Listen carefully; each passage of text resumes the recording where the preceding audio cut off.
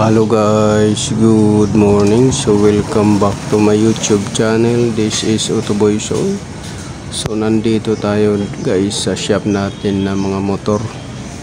So hindi tayo ngayon nagbukas doon sa shop natin sa lungsod o sa bayan. Nandito tayo sa ating mga motor na so ito guys ay Rossi Royal. So ang problema nito electrical issues, hindi umiilaw yung mga ilaw, mga switches ayaw gumana, at yung kickstart niya guys ay hindi rin magana. So ngayon guys, ito pala yung ginagawa natin na motor. So marami tayong ginagawa dito sa shop natin. Maliit lang yung shop natin guys, kaya ito yung nag-umpisa tayo. So papaanda rin natin ngayon. So ayan, pinapaandar na natin guys, at okay na yung kickstart nya.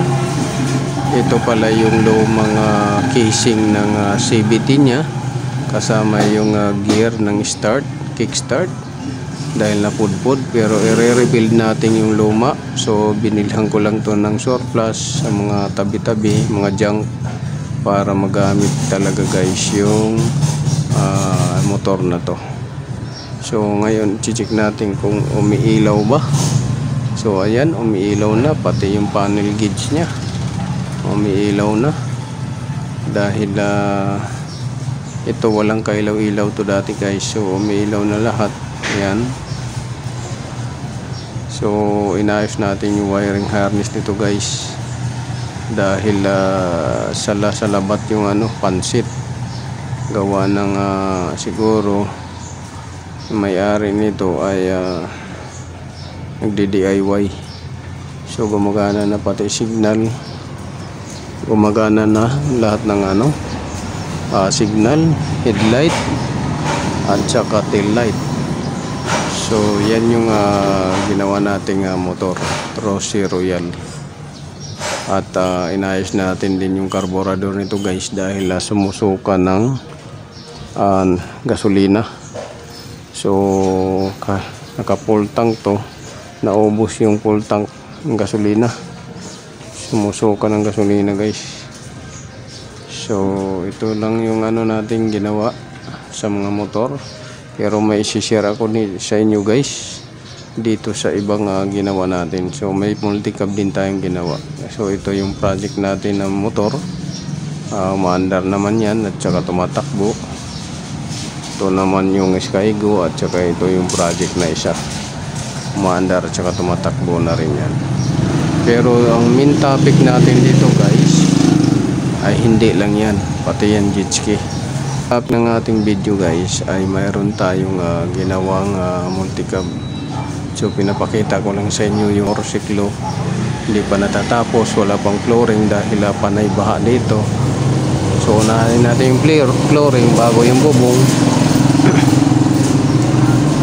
at para makapasok na rin yung ibang mga customer. So ito yung ginawa natin guys na i-share ko sa inyo. So ayaw umandar nung multicab na to guys, ayaw umandar, multicab na to. So dinala sa atin ito, hinatak na may-ari at chinik natin. So ang problema nito ay starting. So may problema siya sa ECU. So yun yung natin. So ito na nga guys yung ECU na tinanggal natin doon, galing doon sa multicab. At bubuksan natin to guys, dahil sa itsura niya ay repairable naman.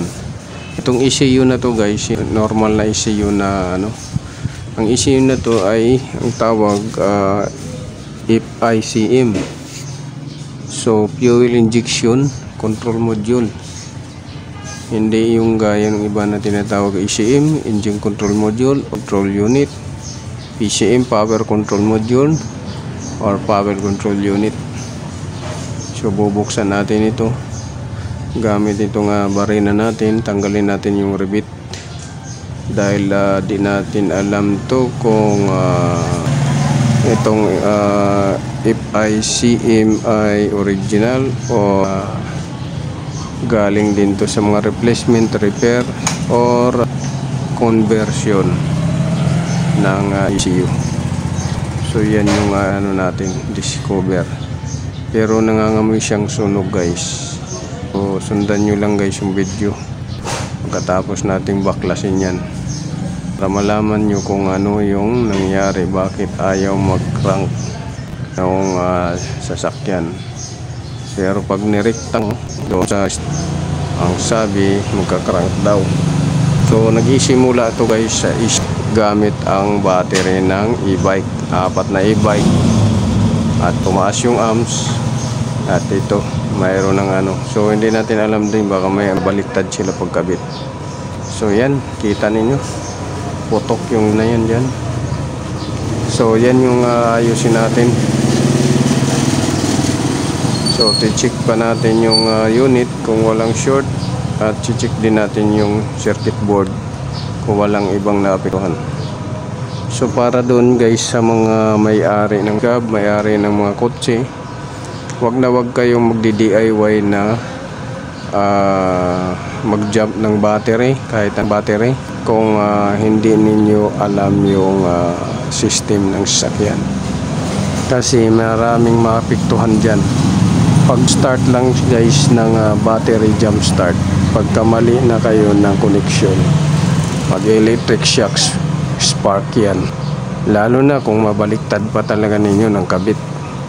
So saan malaki yung apekto at system. So yun lang, paalala lang guys sa may-ari ng mga sasakyan, wag kayong mag-buy na parang yung mga old school type na DIY na patong na yung battery, jump, or kukuha ng cable, jump. Ano yan, alanganin. Alamin nyo muna guys yung system. Electrician, professional electrician, certified electrician, yan guys. So yun lang guys, maraming salamat sa nanood, sumuporta ng video natin. Mga baguhan, ito lang naman ay sharing caring para gumastos kayo ng malaki. Kasi itong ECU na to guys lang mahanap sa market, itong ECU na to.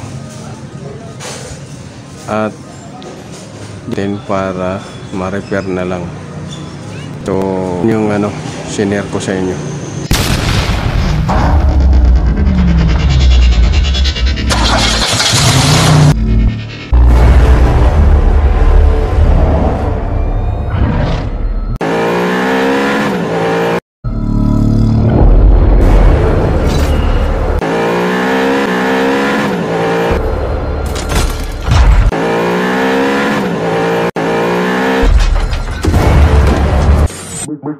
Make